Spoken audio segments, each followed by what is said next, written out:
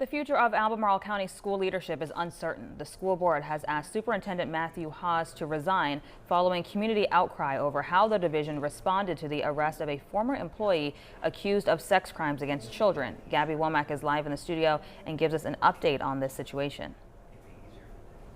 After days of anger from parents and tough questions about transparency, the Albemarle County School Board asked Superintendent Matthew Haas to resign. It comes as families continue demanding answers about how the division handled allegations against a former Hollymead staffer. The status of Matthew Haas's position is still unclear. Thursday night, parents filled the school board meeting, many saying their trust in the division has been broken after the arrest of former Hollymead social emotional learning coach Michael Sweeney.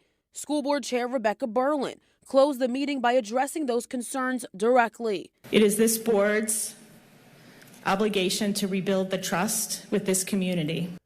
The next step could mean a change in leadership. In a statement sent to families, the board said its chief legal officer and Haas are working together on the request for his resignation. We have asked Dr. Haas for his resignation. An interim superintendent will be named in the coming days.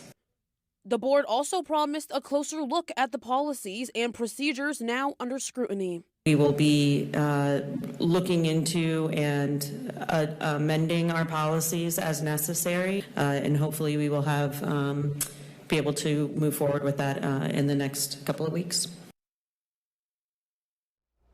I reached out to each board member today, but none would comment past the statement sent out today to families that said this is a difficult moment for our school division and for our community. Our first responsibility is and must always be the safety, well-being, and trust of our students, families, staff, and schools. For that full statement, you can go to what29news.com. Live in the studio, Gabby Womack, 29 News at 5.